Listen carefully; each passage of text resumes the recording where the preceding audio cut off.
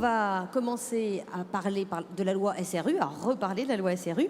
Vous souhaitez augmenter les fameux 20% de logements sociaux prévus par cette loi.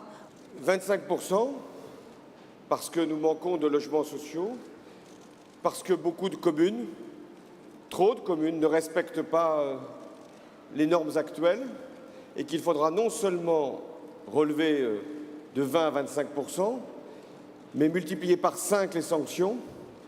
Et j'ajoute, lorsqu'il y a une mauvaise volonté évidente, je demanderai que le préfet se substitue au maire pour mener la politique de logements sociaux qui n'est pas engagée par la municipalité défaillante. Rattraper justement le retard de ces communes, c'est plus que 20% ou 25% de logements sociaux dans les nouveaux programmes. Il faudra placer la barre à 50%, 75% pour rattraper?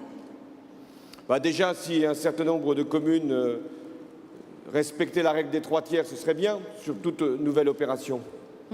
C'est-à-dire un tiers logements sociaux, un tiers logement intermédiaire et un tiers logement en accession à la propriété. Mais vous savez, moi, je ne peux pas supporter l'idée que certaines communes font tout pour qu'il n'y ait pas de logements sociaux. Et quand un terrain se libère, eh bien, la première volonté de ces communes, c'est de les laisser à un promoteur privé plutôt qu'à un bailleur social. D'où la proposition aussi que je fais, c'est-à-dire que l'État, qui dispose de nombreux terrains, mettrait à disposition gratuitement ces terrains auprès des collectivités locales pour qu'il y ait une construction qui soit engagée par ces collectivités. Une autre illusion, c'est d'imaginer qu'en augmentant de 30% les coefficients d'occupation des sols, on va donner des logements, alors qu'aujourd'hui, cette seule annonce a bloqué un certain nombre de transactions qui devaient se faire sur des terrains à bâtir. Qui vont être plus chers, c'est ça? Qui vont être plus chers et qui ne vont pas être vendus avant longtemps. La tentation, après un plan local d'urbanisme, c'est que le propriétaire du terrain garde ce terrain le plus longtemps possible pour que ce terrain s'apprécie. Eh bien, je proposerai une taxe qui soit sur les plus-values, mais qui incite à vendre le terrain le plus vite possible. La taxe sera d'autant plus forte que le terrain sera retenu le plus longtemps possible. Alors, vous prévoyez la construction de 2,5 millions de logements sur tout le quinquennat, intermédiaires, sociaux, étudiants. Est-ce que vous pouvez préciser un peu la répartition? Il nous faut 150 000 logements sociaux, mais il faut aussi des logements très sociaux. D'où l'idée, pour favoriser la construction de logements sociaux, de doubler le plafond du livret A. C'est-à-dire, aujourd'hui, le livret A sert à collecter une épargne dont l'affectation va aux logements sociaux, à la construction de logements sociaux. Le plafond du livret A, c'est 15 000 €. Si ce plafond est doublé, 30 000 €, nous pouvons à ce moment-là dégager 20 à 30 milliards d'euros supplémentaires pour le financement du logement social. Est-ce que vous pouvez nous dire si ce doublement du plafond du livret A va occasionner des économies par ailleurs? Est-ce qu'on va baisser le taux, par exemple, pour les bailleurs sociaux quand ils vont acheter? Est-ce que ça va s'accompagner d'une augmentation de l'aide à la pierre dont on a vu qu'elle a fondu? L'idée, c'est si on mobilise une épargne supplémentaire, c'est qu'elle soit affectée aux 2 tiers aux logements sociaux, à la construction de logements sociaux. Et grâce à cette épargne supplémentaire, nous ferons baisser le taux d'intérêt pour les bailleurs sociaux. Imaginez une opération où l'État a mis gratuitement à disposition les terrains. Sur ces terrains, des logements sociaux sont créés grâce à cette augmentation d'épargne destinée aux bailleurs sociaux. Nous avons là toutes les occasions de sortir des logements moins chers qu'aujourd'hui. Mais est-ce que pour autant, cette mobilisation de l'épargne dispenserait l'État d'un effort supplémentaire? Aujourd'hui, l'aide à la pierre, c'est 280 millions d'euros. 280 millions d'euros, c'est très peu. Donc je propose, vous connaissez les contraintes, de doubler l'aide à la pierre dès l'année 2013. Vous prévoyez aussi un plan d'isolation thermique, ça c'est votre côté écolo. D'abord, ce n'est pas mon côté écolo, c'est mon côté social.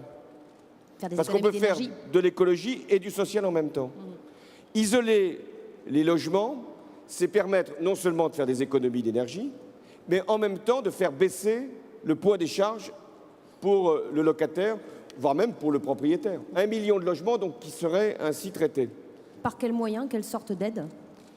Alors l'aide, de ce point de vue-là, elle peut être fiscale, elle peut être une subvention. Et donc c'est un enjeu, je l'ai dit, social, économique, parce que ça créerait des milliers d'emplois dans le secteur du bâtiment. Mais c'est un enjeu surtout social, de baisse des charges. On parle beaucoup des loyers, comment les réguler, c'est une difficulté. Mais là, on est sûr qu'on baisserait les charges locatives. Et donc c'est un enjeu très important, et pour l'emploi, et pour le pouvoir d'achat, et pour l'écologie. Et pour le budget, c'est un investissement considérable? Oui, c'est un investissement important qu'on a chiffré sur l'ensemble du quinquennat à près de 2 milliards d'euros. Et qui est financé comment? L'idée, ce serait, dès lors qu'il y a une rente nucléaire... Sur la rente nucléaire? Ça veut dire sur les bénéfices d'EDF, pour être précis. Alors, vous voulez rajouter quelque chose? Vous prévoyez également une nouvelle tarification progressive de l'eau, de l'électricité et du gaz pour sortir 8 millions de Français de la précarité énergétique? C'est-à-dire que les premières consommations d'eau, d'électricité, de gaz sont tarifées plus bas qu'aujourd'hui. Et puis les consommations supplémentaires, celles qui révèlent sans doute un niveau de revenu, mais pas seulement un niveau de revenu, aussi un niveau de gaspillage, eh bien les consommations supplémentaires sont tarifées davantage.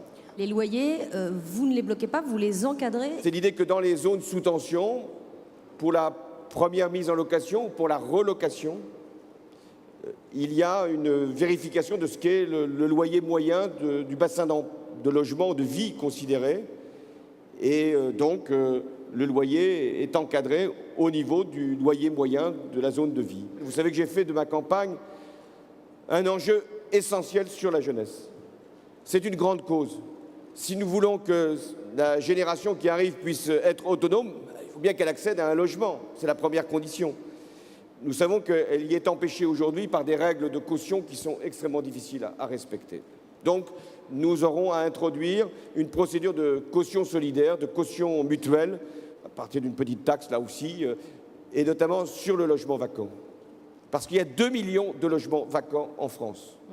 Et que nous devons faire en sorte que celles et ceux qui gardent des logements sans les mettre sur le marché puissent être incités à le faire par une taxe dont le produit irait justement vers les cautions solidaires pour les jeunes. Dans le projet, je n'ai rien trouvé sur l'hébergement d'urgence. Alors, est-ce que vous ne promettez pas qu'il n'y aura plus de SDF qui dormiront dans la rue dans 5 ans? Ceux qui ont dit zéro SDF ou il n'y aura plus de personnes dans la rue, je ne sais pas ce qu'ils vont devenir pour la campagne, mais peut-être qu'ils vont perdre leur logement du moment.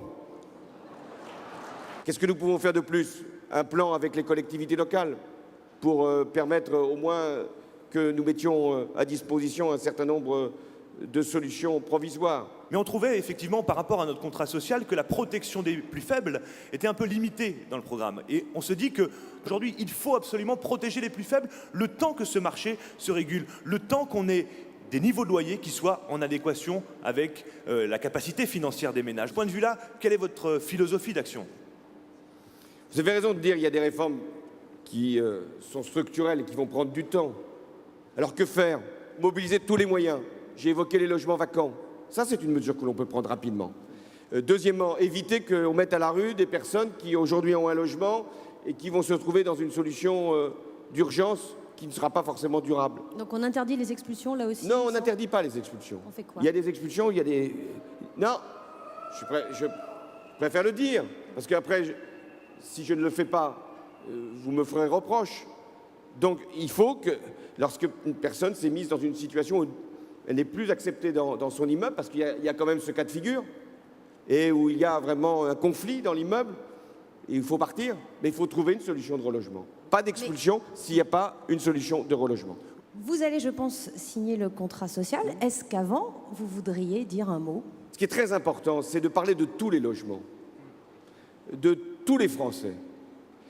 Quand les classes moyennes sont en difficulté de logement, les classes populaires sont en précarité. Et quand les classes populaires sont en précarité, ça veut dire que les pauvres ne sont pas logés du tout. C'est une chaîne, le logement.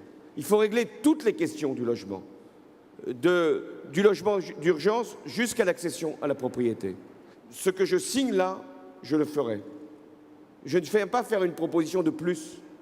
Je ne viens pas sortir de ma poche une dernière proposition pour convaincre. Il faut qu'il y ait de la cohérence, il faut qu'il y ait de la constance, il faut qu'il y ait de la durée. En matière de logement, c'est sur le temps long et sur l'urgence. On doit faire les deux à la fois. Préparer le temps long et régler l'urgence. Je viens signer ce contrat pour les deux.